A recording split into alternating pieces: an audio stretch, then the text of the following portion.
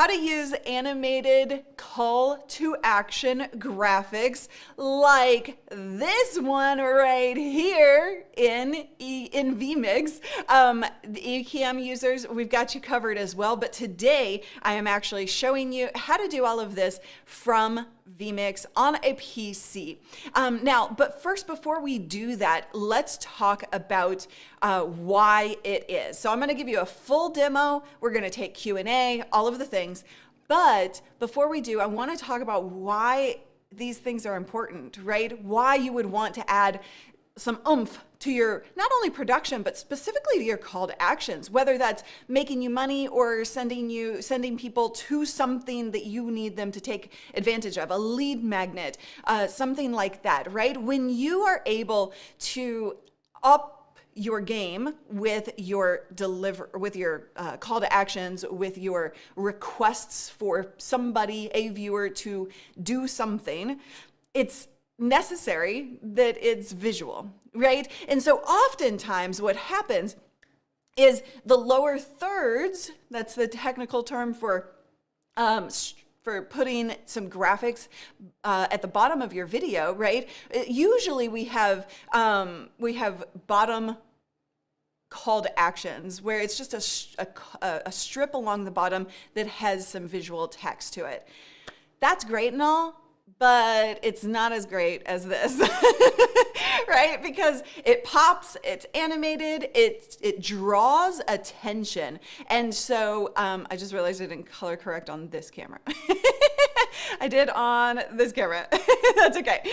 But yeah, so you want to be able to engage people. People are visual learners, and they need motion. They need something to be changing in that video or your live stream so that they stay paying attention, right? We get distracted. We often are very easily, squirrel syndrome. So this is something that will really help you engage your viewers, but also make sure that they know exactly what to do when you want them to, when you're asking them to, when there's something of value for them, right? So as you can see, if you're reading the call to action right now, we did launch this in our store. And these are editable animated graphics for you to load into ECAMM or vMix. And I want to make sure that you know where to get those, of course, but that's why we can do all of this fun stuff, right? And so you can now do all of this fun stuff in your own streams. And it's very easy. We give you tutorial videos on how to actually do all of this, but let's get down into the demo today. I want to make sure that you know exactly how to set it up in vMix. And this goes for any visual graphic that you might be using in ECAMM. So what I'm going to do is I'm just going to cut to this. You're going to get a little bit of an infinity loop here in the top right corner, but just follow my mouse. Follow my mouse. All right, so what you're going to do, this is vMix, and if it's overwhelming to you, don't worry. It's actually it's very easy to understand once you understand how it works, right? And so if you are on a PC, then vMix is the software of choice around here. Okay, so what we're gonna do first is we're gonna go down into the Add Input button in the bottom left corner, okay? So when you get these graphics, or you make your own graphics or whatever, you are going to have files from us. We give you files themselves that work. So this file, what we're going to add here, we're going to go into the title section, and then we're going to click browse because you've already downloaded the file itself, and go into downloads. And we're going to go to vMix Animated Call to Action. That's the folder where these files lie. And so then we're going to choose our color, right? So if you get them from us, you get you get two different designs, circular and square. The circular one is the one I just showed you. The square one is just a flat square down the line, down the right-hand side of the screen. And then you also get 6 different colors to choose from. So I'm gonna go with Orange. Let's go with orange. What do you guys say? And we are gathering questions. So if you have questions about all of this, let me know by putting a Q in front of your question. Okay, so now, now we have this file right here, and we're going to highlight it and click OK. Now that's become an asset in our assets section down here. So what we're going to do is put in, this is totally editable by you, right? So you're going to choose the website itself, or you're going to choose the website. So we're going to put in,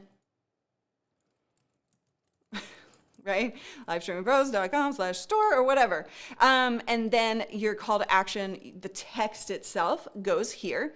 And then what we're going to do is fill that in with get your graphics, I think I'll just redo what I did before, graphics, right? And then we're going to choose the image. So we want to hit browse here. And then we're going to go into that same folder. I've got images that I can play with. You're gonna choose your own image, right? What image do you want to put into your call to action? Then I'm gonna click on Screen Store, and then we're just going to X out of that. Okay. Oh, I chose the square one. Okay, perfect. On the left-hand side. These looks like, oh, they're on the left-hand side. Okay, so now what we're gonna do is add a blank input. Go blank. And then we have this blank asset right here. So if you go into the gear settings and go into screen, or into the settings, then we're gonna go into multi-view. And we're going to do the camera first, because you want to see your camera. And then we're going to add the actual asset of the call to action that we just loaded in. Now you see, I'm kind of hidden, so we don't want that. And so what we're going to do instead is go into the position area of the capture card or the camera that you're choosing. And I'm just going to drag myself over. Be careful to not, get the black bars, and make sure that it's centered and all of that good stuff. Position it how you see fit. And voila, you have your new call to action. See how simple that is? Oh, I didn't finish the URL. Whoops. But if you do need to edit it, right, you just go into the settings of that one. I'm going to actually change this. It's not color, because that's what it's defaulted to when you do a blank source. I'm going to do call to action. Okay.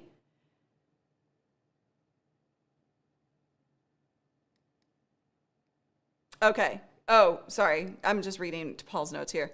Wait, I need to go into the title editor. So what we're going to do is go into the title editor, and we need to reduce the size because I did add it.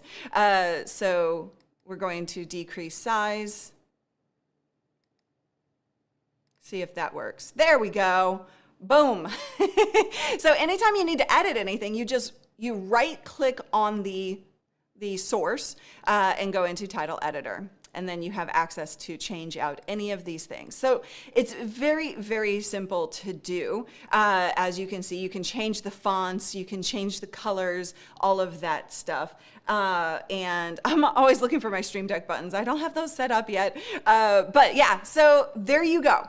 Call to action buttons. Now, you do, so if you have Keynote, the questions are coming through about does it work on OBS as well. So if you have Keynote on a Mac, then you can download the ECAMM version, because in the ECAMM version, and I'll show you this on a different day, but the ECAMM version is actually editable through Keynote. So you're going to edit that through Keynote and then load that into ECAMM. And we have a full tutorial video about how to do that by our very own Dr. Elo.